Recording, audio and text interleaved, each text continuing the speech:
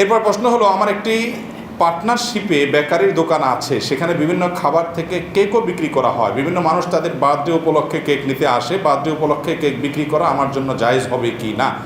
দেখুন, বার্থডে বা জন্মদিবস পালন করা, এটার উপরে দারুণ একটা গবেষণা আছে।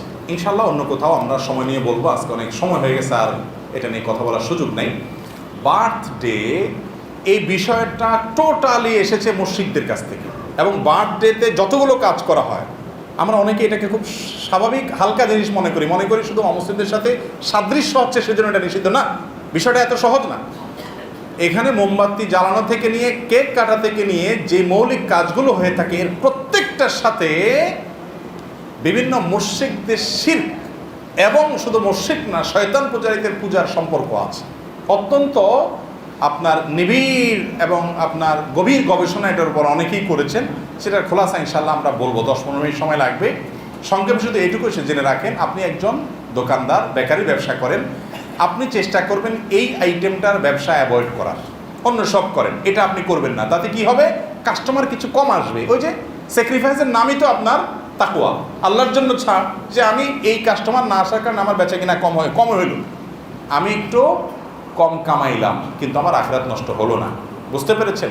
আবার যদি এরকম হয় যে আপনি নিরুপায়, এটা কোনোভাবে আপনি ছাড়তে পারছেন না, আপনি কারোর অধীনে চাকরি করেন, সেখানে কাজ করতে হচ্ছে, অথবা এটা আপনার ছাড়ার কোনো উপায় নেই, কোনোভাবে ফেসে গেছেন, তাহলে আল্লাহর কাছে ইস্তিগফার করবেন এবং দ্রুততার সাথে এই জায়গা থেকে বের হওয়ার চেষ্টা করবেন।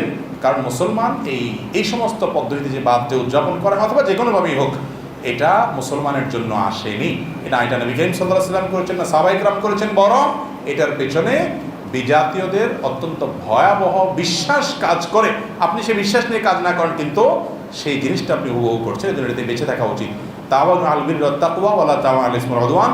সূরা মায়েদা 2 নম্বরে আল্লাহ বলেছেন, অন্যায় এবং সীমা লঙ্ঘন কাজে কোনো সহায়তা করো না, বিধায় সে কোনো অন্যায় কাজ করলে সে কাজে আপনি কি করবেন না? সহায়তা করবেন না।